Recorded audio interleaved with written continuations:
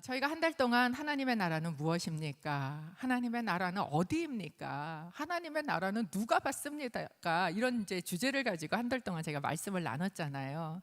하나님의 나라는 무엇입니까? 그것은 하나님께서 몇천 년 동안 품고 오셨던 복음입니다. 라는 말씀을 나눴어요. 하나님의 나라는 그럼 어디입니까? 그 말씀이 들어와서 심기워진 우리의 마음밭이 하나님의 나라요. 내가 그 씨앗처럼 죽어지는 그 십자가의 삶을 사는 자리가 바로 하나님의 나라가 임하는 곳입니다 라고 나눴습니다. 하나님의 나라는 누가 받습니까? 하나님의 나라는 어린 아이와 같이 정말 의지하고 나의 계산하고 나의 그것을 막 경쟁하는 자가 아니라 정말 어린아이와 같이 받아들이는 자, 낮아지는 자, 작은 자, 그 사람이 하나님의 나라다, 나라를 받는다라는 말씀을 했습니다. 그렇기 때문에 예수님께서는요, 낮아지는 것이 그분의 삶의 목표셨던 것 같아요. 어린아이와 같이 작은 자가 되시고자 하나님께서는 그 높은 곳에서 그 보좌를 버리시고 예수님은 이 땅 가운데 인간으로 내려오셨고요. 어린아이처럼 가장 작은 자가 되기 위해서 정말 십자가로 가셔서 이 땅에서도 정말 낮은 곳으로 가시고자 십자가에 가셔서 그곳에서 십자가를 지고 죽지 않으셨습니까? 제가 예수님을 보면 예수님은 그렇게 점점 낮은 곳, 작아지는 그 길로 가고 계시는데 똑같은 길을 걸어가고 있으면서도 제자들은 끊임없이 누가 높으냐, 누가 더 잘났냐, 이걸로 서로 싸우고 있는 그 모습을 저희가 보게 되는 것이죠. 그렇기 때문에 예수님께서 저희 오늘 읽은 본문 바로 전이에요. 18장 14절에 이렇게 말씀하셨어요. 내가 너희에게 말한다. 이 사람이 저 바리새파 사람보다 오히려 의롭다는 인정을 받고 집으로 돌아갔다. 누구든지 자기를 높이는 사람은 낮아질 것이요, 자기를 낮추는 사람은 높아질 것이다. 제가 이 말씀 앞에 이런 생각이 듭니다. 왜 우리가 예수님하고 잘 동행이 안 될까? 예수님하고 동행하고 싶은데 잘 동행이 안 되는 이유는 뭘까? 방향이 달라서 그렇구나. 예수님은 자꾸 낮은 곳으로 향해서 가고 있는데 우리는 자꾸 방향이 높은 곳으로 가고 있으니까 예수님하고 동행을 하고자 해도 그 동행이 안 되는, 방향이 다르구나라는 생각이 들었습니다. 저는 이번에 마리아 행전이 예수님하고 같은 방향으로 턴하시는 시간이 되었기를 주님의 이름으로 축복합니다. 그래야 동행이 일어난다라는 것이지요. 이제 하나님의 나라를 알았어요. 그 하나님의 나라에 대해서 우리가 경험도 했어요. 그렇다면 그 나라를 어떻게 살아갈 것인가 라는 것이 이제 하나님 나라에 대한 마지막 오늘 말씀의 내용입니다. 여러분이 오늘 읽으신 본문은 열문화 비유라고 이야기하는 예수님의 비유입니다. 갈릴리에서부터 예루살렘까지 올라가시는 그 과정 중에 마지막 쪽에 있는 비유의 말씀이에요. 근데 이 말씀은 우리가 잘 아는 달란트 비유하고 아주 흡사합니다. 다 똑같은데 뭐만 다르냐? 달란트 대신에 문화를 줬다. 이것만 다른 그런 상황이에요. 이 말씀은 이렇게 이야기를 하고 있습니다. 누가복음 19장 12절에서 13절 말씀인데요. 읽었지만 같이 한번 읽어봤으면 좋겠습니다. 누가복음 19장 12절 13절 말씀입니다. 성경책 있으시면 한번 펼치시고요. 오늘 본문 누가복음 19장 12절에서 13절 말씀을 같이 읽어보고자 합니다. 예수께서 말씀하셨습니다. 어떤 귀족이 왕위를 받아오려고 먼 나라로 떠나게 됐다. 그래서 10명의 종을 불러 10문화를 주면서 말했다. 내가 돌아올 때까지 이 돈으로 장사를 하라. 네, 오늘 본문은 저희가 좀 읽으면서 갈 것 같으니까 준비해 주시면 좋을 것 같습니다. 자, 이 이야기는 이렇게 시작을 합니다. 한 귀족이요, 왕이 되기 위해서 먼 나라로 가면서 그 종들에게 문화를 하나씩 나누어 주고 미션을 주고 떠났다라는 이야기로 시작을 해요. 이 이야기를 들으면 앉아서 듣고 있던 당시의 유대인들은 그리고 떠오르는 사건이 있습니다. 한 30년 전에 일어났던 그 시기에 사건인데 뭐냐면 헤롯 대왕이 죽었어요. 헤롯 대왕이 죽고 난 이후에 그 아들인 아켈라오라는 헤롯 아켈라오가 왕이 되고자 스스로 왕위를 했습니다. 그랬는데 그 당시에 이스라엘 유대 땅은 자기 자치 독립국가가 아니잖아요. 로마의 식민지로 있었기 때문에 나는 아들이고 내가 왕이야라고 여기서 얘기한다고 되질 않고 로마에 가서 로마의 황제인 시저에게 인준을 받아와야 되는 거예요. 그래서 이제 이 아켈라오가 내가 왕이야 이렇게 자기 스스로 왕임을 선포하고 아들 중에서 그리고 올라갔어요. 어디로? 로마로. 그래서 먼 나라로 왕위를 인준받아 오고자 떠나갔습니다. 근데 사실 이 아켈라오라는 사람이 굉장히 폭정을 하던 사람이었거든요. 그러니까 너무 포악하고 그리고 막 유월절에 갈릴리인들을 한 3천 명을 막 죽이고 이런 일들이 있었어서 그가 왕위를 얻으러 간 사이에 유대 사람들 장로들 50명이 모여서 우리는 이 결정 반대요 이러면서 이제 그 반대 사절단을 만들어서 로마로 이렇게 다시 쫓아갑니다. 그래서 시저한테 항소를 해요. 우리는 아켈라오가 왕이 되는 걸 원하지 않습니다. 이렇게 항소를 합니다. 그래서 이제 골치 아프니까 시저가 어떻게 했냐면 이 나라 셋으로 나눠. 그래서 헤롯 아들 3명이지 나눠가죠. 나눠서 다스려. 이렇게 이제 돼서 이두메라는 지역하고 유다 땅만 아킬레오가 다스리게 돼서 돌아와요. 돌아오고 나니까 얼마나 화딱지가 나겠어요. 자기가 전체 다스릴 수 있었는데 그래서 이제 그 국민들한테 막 이렇게 다 죽이고 뭐 이러는 사건들이 있었던 그게 이제 이 유대 사람들 우리는 몰라도 그 사람들은 이미 다 너무 알고 있었던 얼마 전 사건이에요. 그러니까 너무 피부에 와닿는 이야기인 것이죠. 어딘가에 가서 왕위를 받아와야 하는 그런 왕의 이야기, 그것이 바로 이 이야기입니다. 근데 예수님께서 이 이야기를 들려주신 목적이 있어요. 배경이 있습니다. 왜 이 비유 이야기를 하셨는가? 11절에 보면 이렇게 이야기를 하고 있습니다. 19장 11절에 함께 읽어봅니다. 시작. 그들이 이 말씀을 듣고 있을 때 예수께서 연이어 비유를 들려주셨습니다. 예수께서 예루살렘에 가까이 이르셨고 또 사람들이 하나님 나라가 당장이라도 나타날 것이라고 생각했기 때문입니다. 예수님께서 이 말씀을 하신 배경, 목적에는 뭐가 있었냐면 하나님 나라에 대한 사람들의 오해가 있었다는 거예요. 그리고 그 오해를 바로잡아 주고 싶어서 이 말씀을 하셨다라는 겁니다. 그 오해가 뭐냐? 첫 번째, 예루살렘에 가까이 오셨다. 이제 예수님이 예루살렘에만 올라가면 하나님의 나라가 이루어질 거다라는 생각이 그들 안에 있었어요. 왜 그렇습니까? 예루살렘은 권력의 중심지였어요. 이스라엘의 권력의 중심지 그곳이 예루살렘이었고 예수님께서 지금 저 변방 갈릴리에서부터 길을 떠나서 예루살렘까지 올라가고 있다는 이야기는 거기에 가서 권력을 쥐고 하나님의 나라가 이루어질 거야 라는 오해가 이 사람들 안에 있었다라는 것이죠. 그곳에서 예루살렘에서 하나님 나라가 이루어질 거야. 두 번째, 당장 이루어질 거야 라는 오해가 있었다라는 것입니다.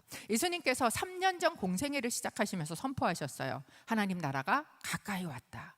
그 말씀을 듣고 내가 규물도 버리고 부모도 버리고 예수님 쫓아서 3년을 쫓았으니까 이제 당장 이루어질 때가 되었다라는 생각이 이들 안에 있었다는 거예요. 이제는 내가 보상받을 때가 되었지 그 나라에서 라는 생각이 제자들 안에 있는 이 두 가지 오해를 바로잡아주기 위해서 예수님께서 이 말씀을 하셨다라는 것입니다.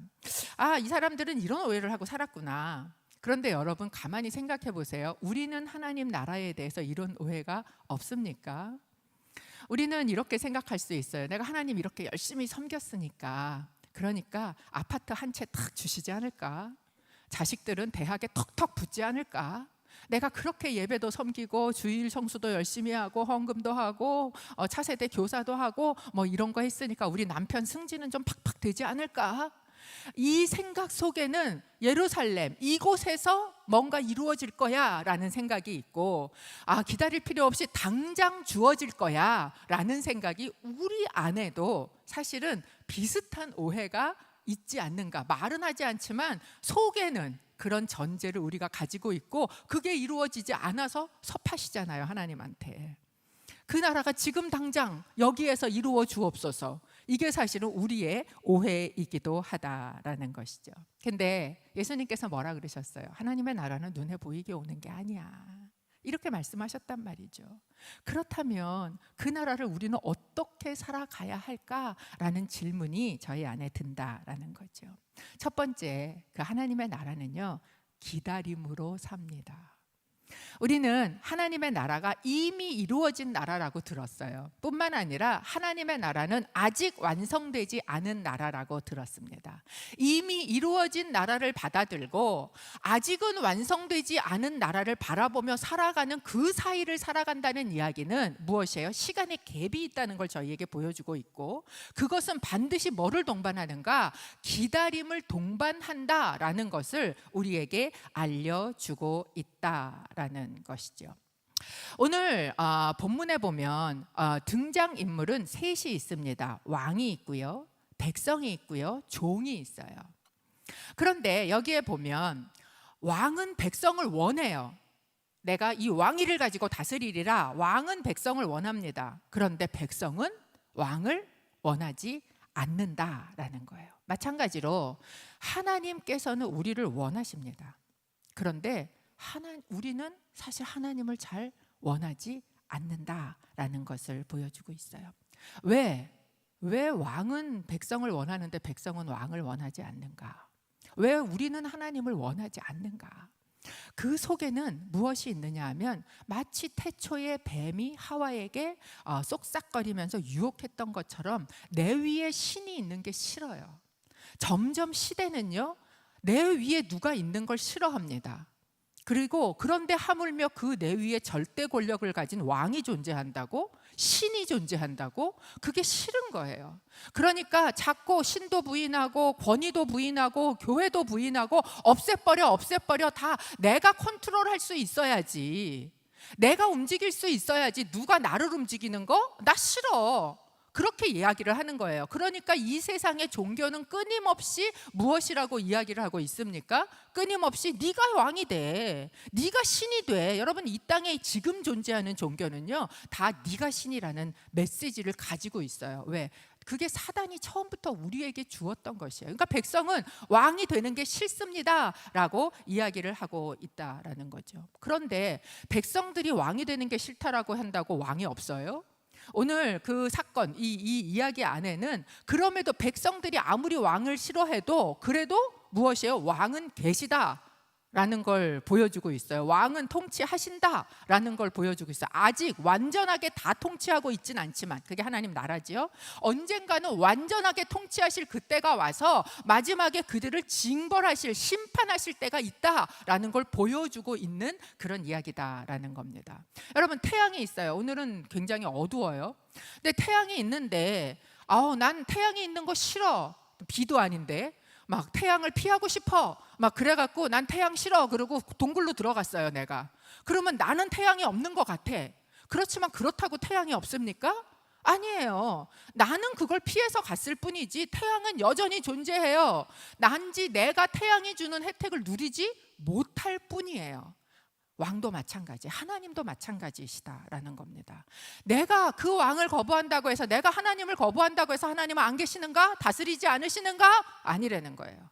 내가 거부해도 하나님은 다스리세요. 단지 내가 그 다스리심의 유익을 얻지 못할 뿐이다라는 것이죠. 왕이 뭐라고 얘기합니까? 떠나면서 내가 돌아올 때까지라고 이야기를 합니다. 그런데 이 단어가 참 재밌는 게요, 이게 미래형이 아니에요. 내가 언젠가 돌아올 건데 라고 미래형으로 얘기를 하지 않고요, 현재형으로 얘기하고 있어요. 이 이야기는 뭐냐면, 왕은 지금도 뭐 하고 있다는 거예요? 돌아오고 있다는 거예요. 왕은 지금도 오시고 계시다라는 것을 이야기하고 계시는 거예요. 그냥 멀리 가서 가만히 계시는 게 아니에요. 여러분, 예수님은 이 땅에서 올라가셔서 그냥 그곳에서 가만히 계시는 게 아닙니다. 지금 적극적으로 뭐 하고 계시는 거예요? 돌아오고 계시다라는 걸 우리에게 보여주고 있는 것이죠. 그리고 그 나라는 그렇게 오셨을 때 완전하게 이루어질 것이에요. 예수님의 초림과 재림 사이를 살아간다는 것, 이미 이루어진 나라와 이루어질 나라를 살아가고 있다라는 것은 무엇인가? 그것은 그 사이를 기다리며 살아간다라는 거예요. 어떤 사람은 기다리지 않아요. 없었으면 좋겠어요. 그러나 어떤 사람은 기다리며 살아가는 자, 그 자가 하나님의 나라의 백성이 되는 자다라는 것을 이 말씀에서 보여주고 있는 거죠. 마태복음 25장에 보면 동일하게 천국에 대한 마태의 그 비유들이 많이, 마태가 기록해 놓은, 마태가 한 건 아니죠. 그 비유들이 등장하는데 열 처녀 비유가 등장을 합니다. 10명의 처녀가 누구를 기다립니까? 신랑을 기다립니다. 10명의 처녀, 아유 무슨 신랑 하나가 10명이나 신부를, 이제 아마 이 10명은 들러리를 이야기하는 것 같아요. 한국 결혼식에서는 그게 잘 이해가 안 되는데 미국 결혼식을 참석해 보면 미국은 들러리가 있어요. 그래서 들러리들도 아주 드레스를 다 맞추고 메이크업도 다 하고 머리도 다 하고 막 이러고서 들러리들이 신부와 같이 신랑에 입장한 다음에 그 자리에 이제 입장하는 일들을 보면 하고 있죠. 당시에 이제 이스라엘도 결혼식이 주로 언제 있냐면 결혼식은 밤에 진행을 합니다. 그럼 신부와 함께 이 들러리들도 같이 예복을 갖춰 입고 그리고 이제 기다리고 있는 것이에요. 근데 이제 이렇게 밤에 그 신랑을 기다리고 있는데 어떻게 됐느냐? 오는 시간이 늦어졌다라고 이야기를 합니다.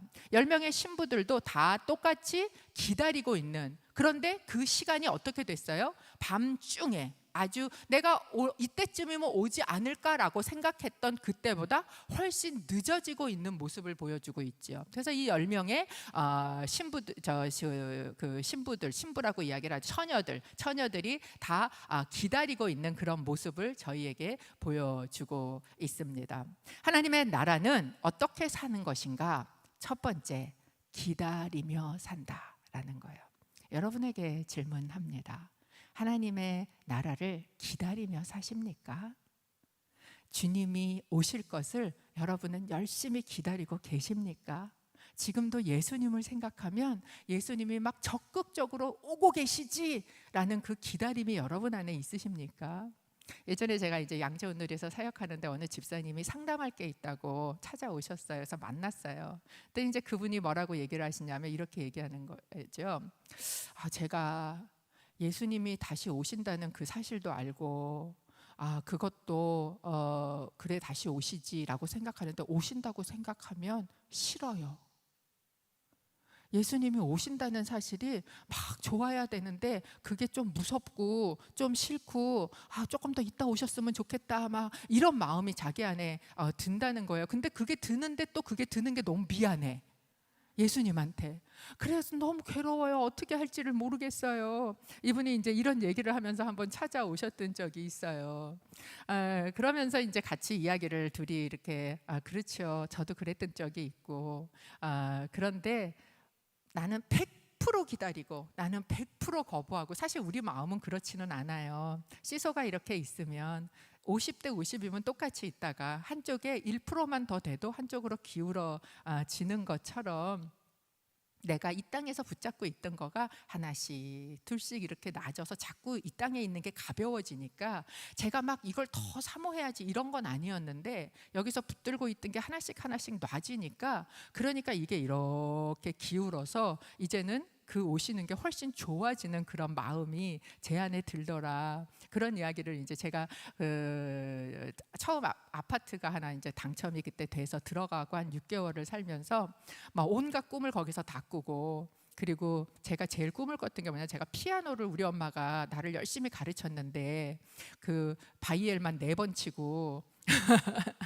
결국은 피아노를 못 쳐서 그게 저한테는 되게 조금 아쉬움이 남았어요. 제가 찬양 사역을 옛날에 했는데 제가 찬양을 하니까 당연히 피아노를 칠 거라고 생각하고요. 어디서 반주자가 필요하면 저를 끌고 가는 거예요. 나는 치지도 못하는데. 그러면서 제가 내가 피아노를 쳤었으면 좋았을 걸, 이런 마음이 있어서 제가 덜컥 피아노를 그 집에 샀습니다. 그리고는 이제 우리 애들 피아노를 가르쳐야지 막 이 꿈이 저한테 이렇게 부풀어 올랐는데 딱 6개월 살고 제가 거기서 되게 어려움을 겪고 나와야 되는 상황을 겪으면서 이제 그 피아노를 팔았을 수밖에 없었어요. 샀는데 그걸 중고로 파니까 막 값이 굉장히 확 떨어지더라고요. 그것도 사람 불러서 움직여야 되잖아요. 근데 그거를 피아노를 딱 팔았는데 그 다음에 돌아섰는데요, 제 마음에 갑자기 이렇게 이 땅에서 가지고 있었던 무게 중심이 휙 가벼워진 것 같은 느낌이, 아마 그만큼 그 피아노 하나가 아니라 거기 제가 가지고 있었던 욕심들이 들어 있었던 것 같아요. 그거 하나가 툭 떨어져 나갔는데 갑자기 이쪽이 훅 가벼워지면서 이쪽으로 훅 기우는 느낌이 제 안에 들었다고, 이제 그런 제 이야기를 같이 나누면서 조금씩 이게 낮으면서, 아마 그런데도 제가 그 집사님을 볼 때 하나님이 참 기쁘실 것 같다 그랬어요. 왜냐하면 그 마음 한쪽에 주님 오심을 기다리고 싶은 마음이 보였어요. 나도 정말 마음을 다해서 주님 오심을 기다리고 싶다, 이런 마음이 그 집사님 안에서 보여서, 그게 보여서 하나님이 그거 기뻐하실 것 같다고 이제 그렇게 같이 나누고 기도했던 기억이 저한테 있습니다. 여러분 어떠세요? 주님 오심을 기다리고 사십니까? 어느 쪽에 무게 중심이 더 있으십니까? 우리가 하나님의 나라를 산다는 건 그 주님을 기다리며 산다라는 것, 왕이 오고 계시다라는 것을 기억하며 산다라는 것이죠. 두 번째, 하나님의 나라를 산다는 것, 그것은 어떻게 사는 것인가? 그것은요, 준비하며 사는 것을 의미합니다. 왕이 떠나면서 이렇게 명령을 했어요. 내가 한 문화씩 너희한테 10명의 종을 불러서 한 문화씩 나눠줄 테니까 너희는 이걸 가지고 뭐를 해라? 장사를 해라 라고 명령을 하고 갔습니다. 이 이야기의 등장인물은 아까 얘기한 것처럼 왕과 백성과 종이 등장한다고 말씀을 드렸어요. 근데 이 이야기에서 관심을 가지는 건 백성이 아니라 사실은 종입니다. 그래서 백성에 대한 얘기는 별로 나오지 않아요. 종에 대한 이야기가 훨씬 더 많이 등장을 하고 있어요. 즉, 이 왕의 관심은 백성이 아니에요. 그러니까 그 백성은 어떤 백성이에요? 왕이 되기를 거부하는 백성들이잖아요. 나는 왕이 이렇게 거부한다라는, 물론 그 백성들이 돌아와서 왕을 섬기길 원하지만 어차피 거부하는 사람들은 있을 거예요. 더 관심을 갖고 있는 것은 과연 종에 대한 시선이다라는 것을 알 수 있어요. 주인이 이제 먼 나라로 갔습니다. 그러면 그 가 있는 동안은 그 주인의 일은 아무것도 안 하고 다 올 스톱을 해야 되냐? 그게 아니라는 거예요. 이 주인은 나는 먼 나라로 가지만 남겨 있는 종들에게는 그 주인의 일을 계속해서 할 것을 당부하셨다라는 것을 보여주고 있습니다. 그러면서 그들에게 무엇을 주었는가? 문화를 하나씩 주었다라는 거예요. 이 문화라는 돈은 당시에 일을 하고 있는 품삯을 받는 일꾼들의 석 달치 월급쯤이 되는 돈이라 그럽니다. 그러니까 마태복음에 나온 달란트에 비하면 굉장히 작은 액수예요. 한 60분의 1 정도 되는 액수고, 그래서 지금 한 달 월급을 얼마로 칠 수 있을까 모르겠지만 지금으로 치면 석 달치 월급이니까 한 700에서 8, 900 이 정도 된다고 생각을 할 수 있는 돈입니다. 달란트처럼 큰 돈은 아니지만 작은 것에 충성하였으니 큰 것에도 네가 충성할 것이다 라는 것을 증명하기에는 굉장히 충분한 돈이었다라는 것을 보게 됩니다. 이 돈을, 문화를 나눠주는 그 주인의 마음 안에는 무엇이 있었을까요? 내가 가서 없는 동안 이들이 이 받은 문화를 가지고 뭐를 할 것을 기대했을까요? 장사를 하겠지라는 것을 기대했을 겁니다. 그렇게 기대하고 왕은 떠났다가 드디어 왕의 귀환 돌아왔습니다. 15절에 왕은 돌아와서 이렇게 합니다. 15절 함께 읽어보겠습니다. 왕이 돼 집으로 돌아왔다. 그는 자기가 돈을 준 종들을 불러 그들이 얼마나 장사를 했는지 알아보았다. 왕이 돌아오는 것은 늦어질 수 있어요. 내가 생각한 것처럼 당장이 아닐 수 있습니다. 그러나 왕은 반드시 돌아옵니다. 그리고 돌아와서는 무엇을 하는가? 돌아와서는 계산을 한다라는 거예요. 그 나누어준 자들과 그 종들과. 그런데 이제 첫 번째 종, 두 번째 종, 돈을 받아간 그 종 중에서 첫 번째 종이 와서 이렇게 이야기를 하죠. 주인님이 주신 한 문화로 10문화를 벌었습니다. 그 주인이 대답했다. 잘했다 내 착한 종아. 네가 작은 일에 충성했으니 10개의 마을을 다스리는 권세를 주겠다. 이 똑같은 패턴이 첫 번째 종과 두 번째 종에게 반복되지 않습니까? 그들은 다 받은 문화를 가지고 이윤을 남겼습니다. 그리고 자기들이 남긴 이윤, 즉 열문화를 남긴 자는 열문화를 지금 가지고 있지 않습니까? 그런데 그것과는 비교할 수도 없게, 아까 얘기했잖아요. 문화가 어느 정도 돈인지 비교할 수도 없게 그 문화당요 고을을 상속받습니다. 땅을 상속받아요. 나라를 상속받는 것이죠. 그들이 투자한 것과는 비교도 할 수 없는 큰 보상을 받는다라는 것을 보여줍니다. 그런데 첫째 쪽만 이야기를 하고 둘째 쪽은 이야기를 안 했다면 제일 잘한 놈만 보상을 주나 보다, 상을 주나 보다 이렇게 생각할 수 있는데 이 주인이 그러질 않아요. 사실 똑같이 한 문화씩 나눠줬어도 능력에 따라서 이유는 달라요. 한 문화를 받았는데 어떤 사람은 그거 한 문화를 가지고 10문화를 남기고 어떤 사람은 그 한 문화를 가지고 5문화밖에 못 남길 수 있는 것이지요. 능력은 차등이 있어요. 그리고 그것에 대한 이윤도 차등이 있습니다. 그런데 왕이 그거에 대해서 쟤는 10배인데 너는 왜 5배냐 이렇게 얘기를 하지 않으시고 그 문화를 통해서 그들의 능력이 이 정도라는 거가 평가가 되고 그 평가된 거에 따라서 똑같이 말할 수도 없는 그런 상급, 즉 고을을 상속받는 그 보상이 그들에게 주어졌다라는 것입니다. 그런데 이제 문제는 뭐예요? 문제는 세 번째 종이에요.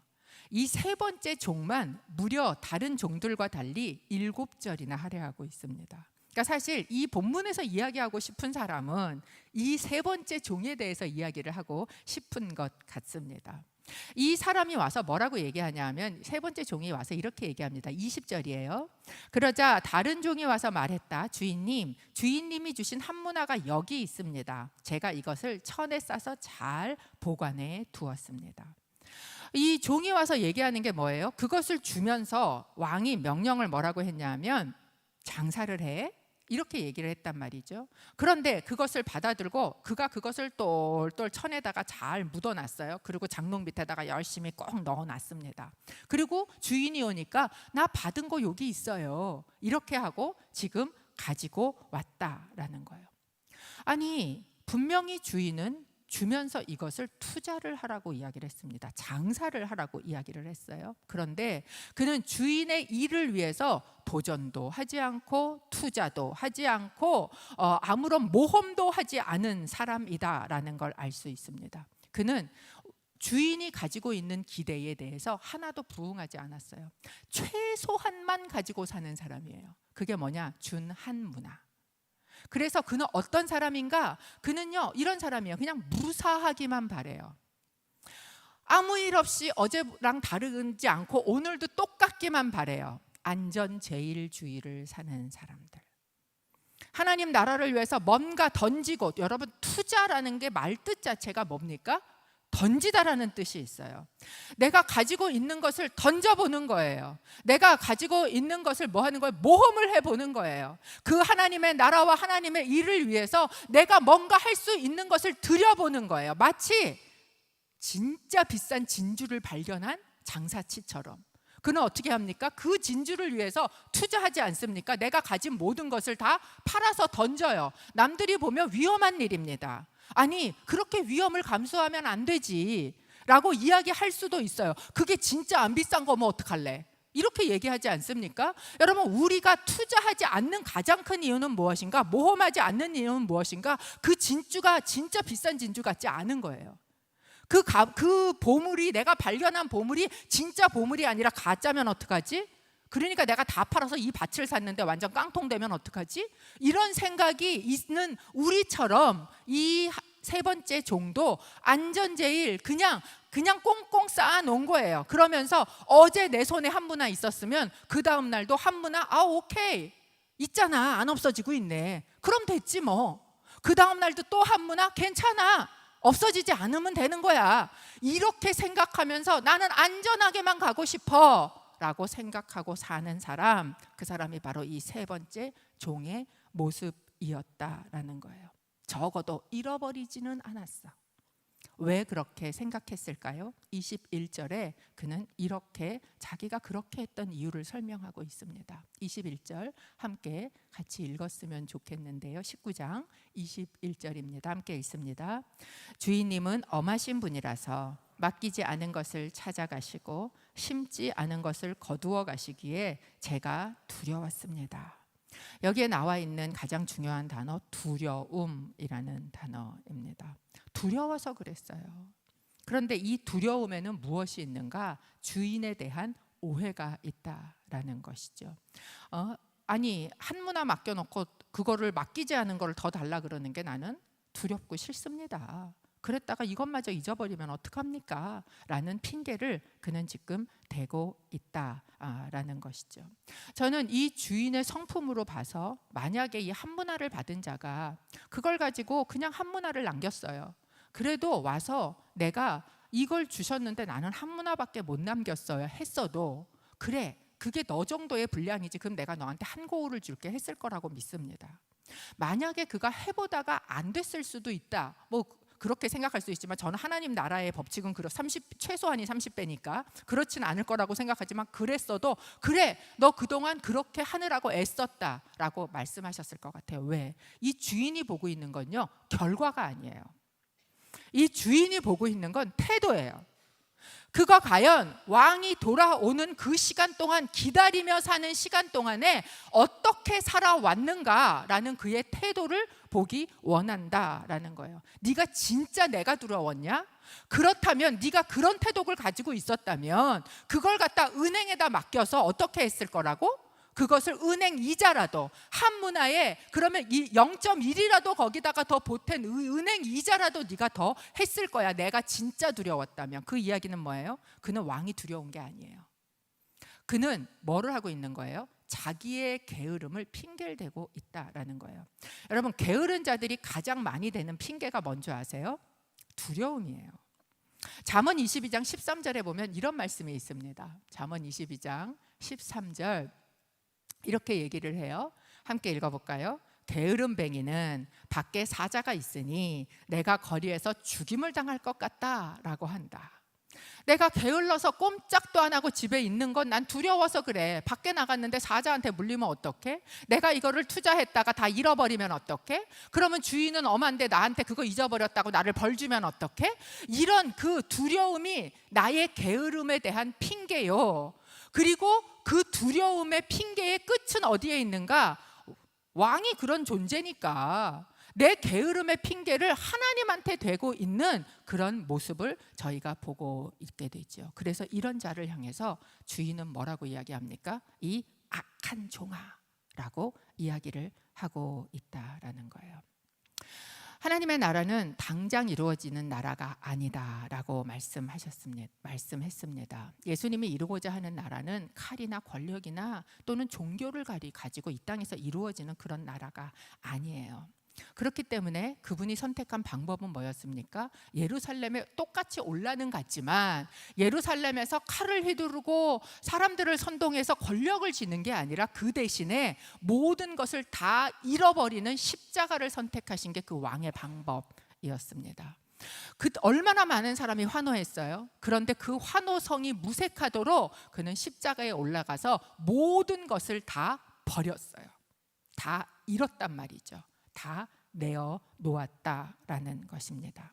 이게 예수님의 방법이에요. 그리고 그분의 나라는 이 방법으로 통치합니다. 하나님의 나라는요, 예수 그리스도예요. 우리가 그 나라를 산다는 건 예수 그리스도를 받아서 예수 그리스도께서 다스리시는 방법대로 내가 그 방법을 선택하고 사는 게 그 나라를 사는 거예요. 예수님의 방법은 무엇인가? 내가 가진 것을 다 던져버리는, 낮아지고자 하는 자는 높아질 것이요 죽고자 하는 자는 살 것이요, 그것이 예수 그리스도의 방법이었단 말이죠. 그런데 우리는 그 방법이 싫은 거예요. 왜? 너무 위험해 보여. 내가 다 올인했다가 다 잃으면 어떡해. 그러니까 이것도 찔끔하고 이것도 찔끔하고 그렇다고 놓는 것도 불안해. 그러니까 쥐기는 쥐고, 그리고 그것을 이거는 놓지 않고 뭐만 있으면 한 기퉁이라도 더 쥐고 싶은 그런 마음이 우리 안에 있지 않은가라는 것이죠. 여러분, 예수님은요, 이 방법으로 지금도 통치하고 계십니다. 그리고 그 나라를 사는 사람은 이 방법을 받아들이는 사람이다라는 거예요. 안전한 게 최고? 아니에요. 천에다 싸서 놔두는 거, 그것이 다 아니에요. 여러분, 우리는 다 한 문화를 받았어요. 하나님의 나라의 구원을 얻었습니다. 그거 받고 그냥 구원 받고 가면 되지? 이러고 사시겠습니까? 여러분, 영적인 세계는요, 내가 투자를 하는 것만큼 더 받게 되어 있어요. 더 부유하게 되어 있습니다. 그렇기 때문에 이 하나밖에 가지지 못한 자의 것을 뺏어서 지금 뭐라 그럽니까? 10문화 가진 자에게 줘라. 그러니까 사람들이 얘기해요. 그는 벌써 10개나 갖고 있는데요. 그랬더니 예수님께서 뭐라고 말씀하셨습니까? 19장 26절에 이렇게 말씀하셨습니다. 19장 26절. 네, 함께 읽어봅니다. 그가 대답했다. 내가 너희에게 말한다. 가진 사람은 더 많이 받을 것이고 아무것도 가지지 않은 사람은 그 있는 것마저 빼앗길 것이다. 여러분, 이것이 영적인 부요함이에요. 하나님의 나라도 마찬가지입니다. 내가 그것을 추구하고 그것을 위하여 투자하고 내가 그것을 사고자 하면, 그러면 더 풍성이 주어지는 게 하나님의 나라라는 거예요. 하나님의 나라는요, 맛본 자가 더 많이 가지게 되어 있어요. 누리던 자가 더 많이 누리게 되어 있습니다. 그런데 그것을 하나도 누리지 않은 자는요, 점점 더 빈약해져요. 영적으로 점점 더 거지가 돼요. 아무것도, 남들은 저렇게나 가지고 있던데 나는 점점 더 없는 자가 되어질 것이다 라는 것이에요. 이번에 마리아 행전을 준비하면서 이제 저희가 기도 인도를 이렇게 하는데, 자기가 붙들고 기도할 말씀을 하나씩 정하라는 거예요. 정해서 보내달래요. 하나님 나라에 대한 여러 성경 구절 중에 말씀을 하나 정해서 좀 보내라, 이렇게 이제 왔어요. 그래서 그걸 놓고 이제 너무 얼마나 많습니까? 하나님 나라에 대한 구절이. 저는 이번에 이 마리아 행전을 지나면서요, 하나님의 나라가 들어가 있는 찬양이 이렇게 많은지도 몰랐어요.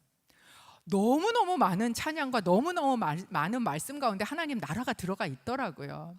그 많은 말씀 중에 내가 무엇을 붙들고 이 자리에서 함께 기도하면 좋을까, 그걸 놓고 하나님한테 기도하는데 하나님께서 저한테 그림을 하나 이렇게 딱 보여주셨어요. 그게 뭐냐면, 이제 제가 둘째 날 같이 읽고 기도했었던 말씀이에요. 한 사람이 쟁기를 딱 붙들고 하나님의 나라라는 넓은 밭을 마치 문화를 준 것처럼 그것을 붙들고 딱 서 있는데 이렇게 뒤만 돌아보고 있어요. 그러니까 맨 선자리에서 한 걸음도 앞으로 나가, 마치 한 문화 가진 자가 천에 쌓아놓고 맨날 한 문화 그 자리에 있는 것처럼 하나도 나가지 못하고 뒤만 돌아다보고 있는 그 모습을 이렇게 탁 보여주시더라고요. 그래서 제가 그 말씀을 이걸 붙들고 저는 기도하겠습니다라고 이야기를 했었어요. 그게 누가복음 9장 62절이었습니다. 참석하신 분도 있지만 아닌 분도 있어서 함께 읽어보도록 하겠습니다. 함께 읽습니다. 예수께서 그에게 대답하셨습니다. 누구든지 쟁기를 잡고 뒤를 돌아보는 사람은 하나님 나라에 적합하지 못하다. 이 말씀 이전에 이런 얘기가 있어요. 너는 나를 따라라 라고 얘기하니까 그 사람이 뭐라 그럽니까? 우리 아버지 장례 치러야 돼요. 나로 가서 먼저 장례 치르게 해주세요. 또 예수님이 말씀하셨습니다. 넌 나를 따라라. 그러니까 뭐라 그럽니까? 우리 가족한테 먼저 인사 좀 하고 오게 해주세요. 그러고 난 다음에 내가 주님을 따를게요. 그랬더니 주님이 하신 말씀이 죽은 자는 죽은 자로 장사하게 하고 너는 나를 따르고, 그리고 쟁기를 붙잡고 뒤를 돌아다보는 자는 하나님의 나라에 합당하지 않다라는 이야기를 하고 계셨습니다. 여러분, 우리는 하나님의 나라를 살아갑니다. 내가 원하든 원하지 않든 여러분, 우리가 구원을 얻어서 마치 그분이 우리에게 맡겨주신 것처럼 그 문화를 손에 쥐었다는 건 마치 하나님의 나라의 넓은 밭, 하나님의 나라의 일이지요. 그 일에 쟁기를 내 손에 쥔 것과 같은 거예요. 명령하셨어요. 장사해라. 말씀하셨어요. 그 밭을 갈아라. 이제 그곳에서 날 수많은 수확들이 있을 것이다 라고 말씀을 하셨어요. 그런데 그것을 붙들고 우리는 한 발짝도 더 나가지 않는 거예요. 왜? 끊임없이 뒤돌아보면서 내 자식이 먼저인데요, 내 가정이 먼저인데요, 그 나라는 하나도 품어지지 않고, 그러니까 그 걸음에서 한 발자국도 다 나가지 않고 맨날 그 한 문화 붙잡고 싸놓고 앉아있는 사람처럼, 그러면서 점점 그 나라는 나한테 빈약해지고 세상 나라만 점점 풍성해지는 그런 삶을 우리 안에서는 살아가고 있지 않은가라는 것이죠. 달란트와 다르게 문화는 똑같이 주어졌다라고 말씀드렸어요. 달란트는 왜 그 사람의 능력에 따라서 한 달란트, 뭐 5달란트 막 이런 식으로 주지 않습니까? 그러면서 제가 이 문화는 누구한테나 똑같이 주어졌네 라고 생각이 들었어요. 그러면서 이 문화는 시간이지 않을까. 시간은요, 누구한테나 똑같이 주어졌습니다. 그리고 이 똑같이 주어진 시간을 가지고 우리는 과연 준비하면서 사는가? 아니면 그냥 어제 그거랑 똑같은 것처럼 흘러가면서 내 시간을 살아가고 있는가라는 것이죠. 기다림은 준비됨하고 연관이 있습니다. 내가 정말 기다리고 있으면 준비하게 되어 있고요. 내가 준비가 되어 있으면요, 더 기다리게 되어 있어요. 내가 열심히 했어요. 그러면 그 디데이가 왔으면 좋겠다, 막 이렇게 기대를 하면서 기다리게 되지 않습니까? 왜 주님이 오신다 그러면 나는 겁이 나? 왜 그래요? 내가 준비가 안 되니까. 그러니까 이게 기다리지를 못한다라는 것입니다. 여러분, 우리 안에는 준비됨이 필요합니다. 열처녀 비유 제가 앞에서 얘기했는데요. 10명의 처녀 중에 슬기로운 5이 있었고요. 미련한 5명이 있었습니다. 슬기로운 5명은 자기가 다 똑같이 등은 들었어요. 다 등은 똑같이 들고 있었는데 슬기로운 5명은 그 등 안에 있는 그 호롱같이 있고 그 밑에 이제 기름 넣는 통이 있을 거 아닙니까? 거기에 요만큼 기름이 있을 뿐만 아니라 다른 기름을 여분으로 더 준비했다라고 이야기를 하고 있습니다. 그런데 이 미련한 5처녀는요, 그 호롱에 들어있는 지금 당장 그것만 기름을 가지고 있었던 거예요. 그러니까 키면 다 켜지긴 켜져요, 등이. 그런데 뭐예요? 지금 당장이 아니라 오랜 시간이 지나면 그 기름은 떨어지게 되어 있는 것이죠. 미련한 5처녀가 자기 등불이 꺼져가요. 여분이 없으니까, 그 안에 호롱에 있던 것만 있으니까. 그러니까 이제 지혜로운 5처녀한테 얘기합니다. 나눠줘. 우리도 빨리 나눠줘. 라고 이야기를 하니까 슬기로운 처녀들이 이렇게 얘기해요. 그러다가 우리 것도 없어져. 너는 가서 기름 장수에게 가서 기름을 사라고 이야기를 합니다. 여러분, 기름은요, 그냥 얻어지는 게 아니에요. 사는 겁니다. 기름 장수에게 가서 사는 거예요. 여러분, 이게 영적인 것이에요. 우리는 그냥 거저, 하나님이 당장 거저, 영적인 것도 그렇게 해주기를 바랍니다. 그런데 그렇지 않다는 거예요. 그것은 마치 내가 이 세상 것을 팔아서 사는 것처럼, 진주를 내가 갖고 있는 것을 팔아, 보석을 팔아서 진주를 사는 것처럼 정말 귀한 하나님의 나라에 정말 귀한 것을 발견했다면 내가 그것을 위해서 나의 시간도 드리고 나의 것을 들여서 착하고 충성된 종아, 준비가 된다는 것은 우리 안에 어떤 태도를 요구하는 것인가? 그 나라를 향한 충성을 요구하고 있다는 거예요. 값을 들여서 산다는 것을 의미하고 있다는 거예요. 여러분, 남의 것하고 나눌 수 없어요. 영적인 것은 남의 것하고 나눌 수 없습니다. 가끔 그렇게 생각하시는 분들이 있어요. 내 남편 신앙 좋으니까, 내 마누라 신앙 좋으니까 하나님 나라 갈 때 옷자락 붙들고 쫓아가면 안 될까? 뭐 이렇게 생각하시는데 no! 방법이 없어요. 우리는 하나님의 나라의 것은 내 것으로 받아야 돼요. 내 것으로 들여서 그것을 살 때 그것을 받아야 됩니다. 어떻게 그럴 수 있는가? 투자하는 거예요. 절대로 미련한 투자가 아닙니다. 남는 장사예요. 왜? 겨우 문화들였는데 나라를 줘? 땅을 줘? 뭐 이제 고을이라 그러니까 막 한 마을을 통째로 줘. 여러분, 막 제가 예전에 어느 드라마에서 보니까는 뭐 이 길에서부터 저 끝까지 있는 건물이 다 이 사람 거야. 그러니까 뒤로 나가 자빠지던데. 한번 생각해 보세요. 이 고을이 다 네 거야. 그러면 여러분 안 나가 자빠지시겠어요?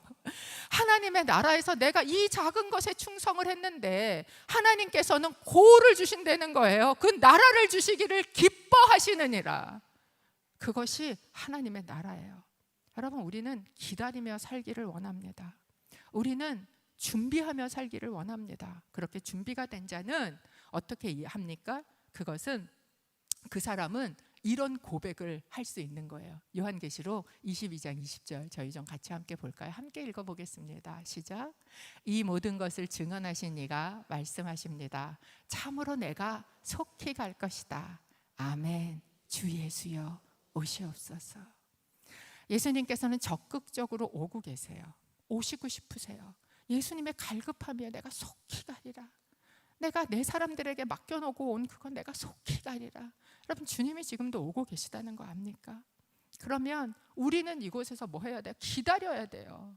마치 신랑이 외국에 가서 돈 벌어서 열심히 오려고 하는데 여기서 바람 피고 있는 여자처럼, 신랑이 온다 그러면 오지 말라고 그러는 여자처럼 그러고 있지 않습니까? 기다려야 돼요. 어서 오십시오 주님. 아멘. 주 예수여 어서 오시옵소서. 마라나타지요. 이 말이, 그 고백이 우리의 고백이 되기를 예수님의 이름으로 축복합니다. 저희가 함께 찬양하고 기도하기를 원하는데요, 주의 나라가 임할 때 우리가 함께 했던 찬양입니다.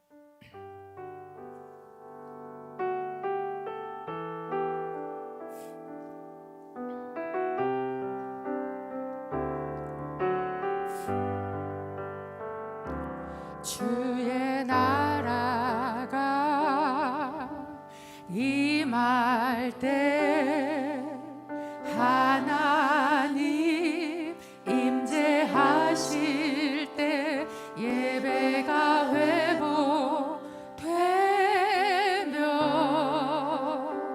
기적은 일어나네. 전능하신 주 영원하신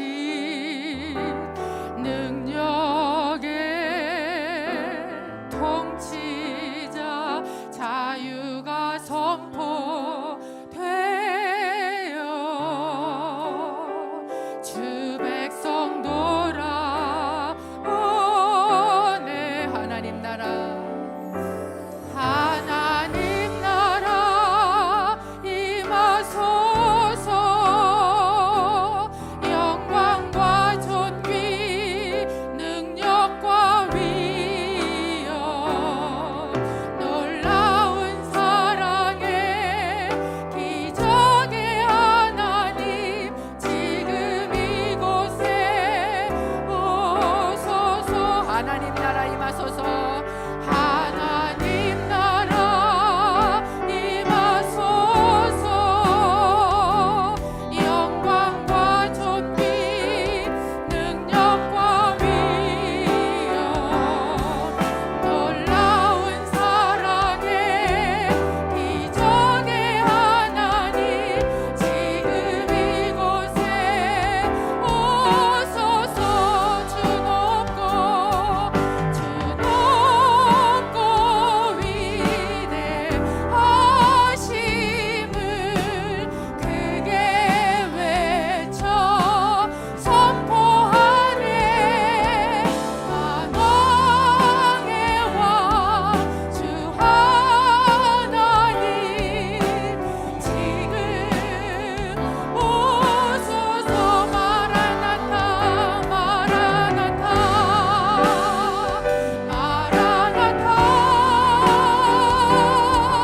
아멘. 주 예수여 오시옵소서. 마라나타 마라나타. 아멘. 주 예수여 오시옵소서. 마라나타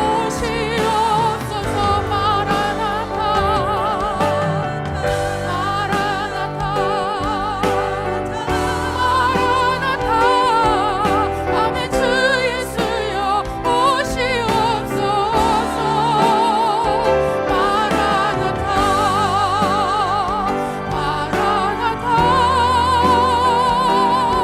마라나타. 아멘. 주 예수여 오시옵소서. 마라나타 마라나타. 아멘. 주 예수여 오시옵소서. 마라나타 마라나타.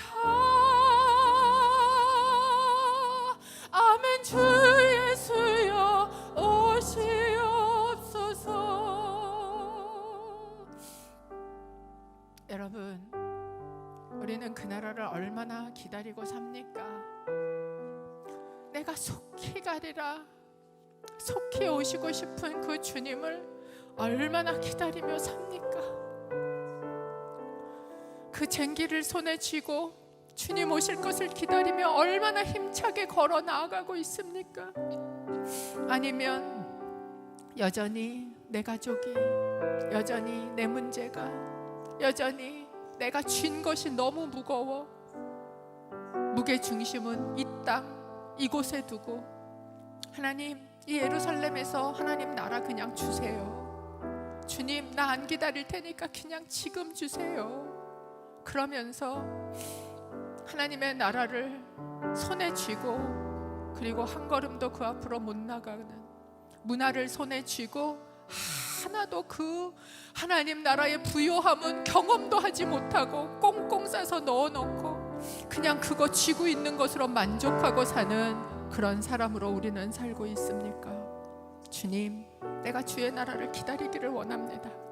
전심으로 기다리기를 원합니다. 우리가 찬양한 마라나타, 주여 어서 오시옵소서, 이 고백이 나의 순도 100%의 고백이고 싶습니다. 주님, 주님을 기다리는 자로 살게 하여 주옵소서. 이 시간 함께 기도할 때 우리의 마음에 손을 얹고 아멘 주 예수여 어서 오시옵소서, 이 고백이 나의 진심이게 하여 주시옵소서. 그 나라를 품으며 그 나라를 위하여 내가 손에 쥔 것을 주여 던지며 하나님 투자하며 아버지 하나님 위험을 감수하며 살아가는 자가 되어지게 하여 주옵소서. 이 땅 가운데 그 나라를 사는 자가 되게 하여 주옵소서. 주님 앞에 한번 아멘 부르 주여 부르짖고 기도하기 원합니다. 주여 아버지, 주여 어서 오시옵소서. 하나님, 이 고백이 우리의 고백이기를 간절히 소원합니다. 그 나라를 어떻게 삽니까? 그 나라를 어떻게 품고 삽니까? 기다리며 살기를 원합니다. 준비하며 살기를 원합니다.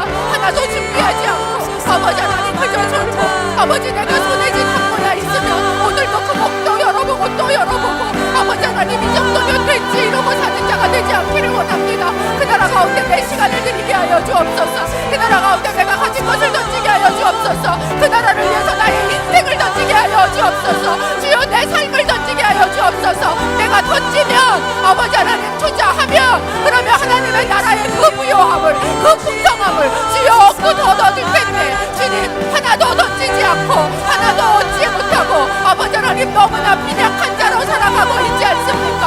하나님, 우리를 바꾸어 주시옵소서. 아버지 하나님, 내가 이 시간에 그 나라를 사는 자로 합당하기를 원합니다. 이제 내 고개를 돌리기를 원합니다. 그 나라의 밭을 보기를 원합니다. 주님의 나라의 이 너릇만 아버지 하나님 네가 갈아라 주신 밭, 아버지 하나님 그 밭을 향하여 내가 그 나라를 달려가기를 원합니다. 애를 쓰고 수고하며 그 쟁기를 갈기를 원합니다. 주여 그 땅 가운데 나라가 이루어지게 하여 주옵소서. 그 땅 가운데 그 나라가 심기어지게 하여 주옵소서. 아버지 그 가운데에 자라가게 하여 주옵소서. 30배 60배 100배의 결실을 맺게 하여 주시옵소서. 하나님, 나로 하여금 그 나라를 위하여 나의 것을 던지며 살아가는 그 나라에 합당한 자로 살아가게 하여 주옵소서. 언제까지나 주님 앞에 가서 내 가족이 먼저예요 하나님 이렇게 이야기하는 자가 아니라 주님의 나라가 먼저입니다. 아버지 이야기하는 자가 되기를 소원합니다. 착하고 충성된 종아, 아버지 하나님 말씀 듣는 자가 되기를 원합니다. 주님 신랑을 맞이할 기름을, 나의 기름을 아버지 부요하게 준비하는 자가 되기를 원합니다.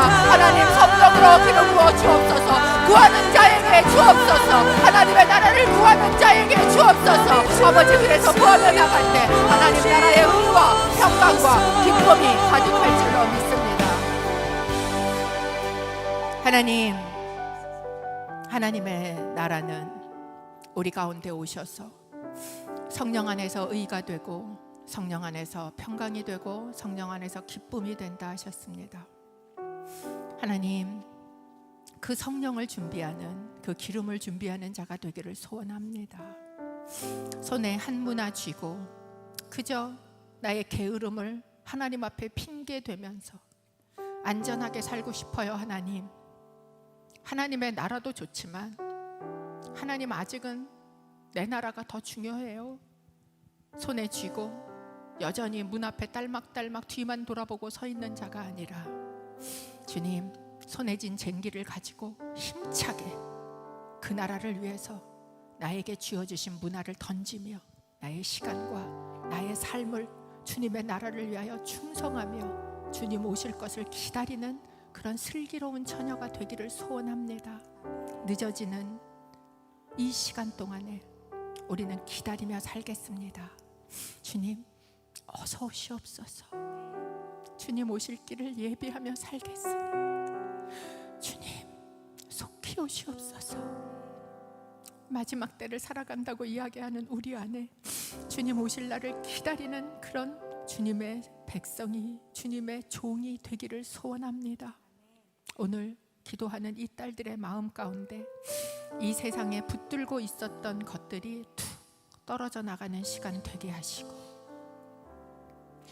하나님 나라 쪽으로 무게중심이 기우는 시간이 되게 하시고, 그래서 그 나라를 정말 더 사모하고 사모해서 주님 주시는 그 나라의 부요함과 풍성함을 누리는 우리가 되어지게 하여 주시옵소서.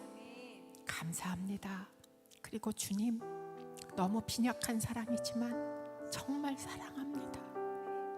주님, 어서 오시옵소서. 이제는 우리의 구주가 되신 예수 그리스도의 은혜와 하나님 아버지의 사랑하심과 성령 하나님의 교제, 교통 충만케 하심이 주님의 나라를 기다리며 살아가는, 준비함으로 기다리며 살아가는 귀한 슬기로운 다섯 처녀처럼, 투자를 한 열 문화를 남긴 자들처럼 그렇게 그 나라를, 쟁기를 붙들고 그 나라를 갈며 뛰쳐나가기를 소원하는 귀한 하나님의 딸들, 아들들, 이 자녀들 위해, 그리고 이 나라가 되어져야 할 이 땅에 정말 고통스럽고 어려운 그런 나라들 위해 이제로부터 영원토록 함께 하시기를 간절히 축원하옵나이다.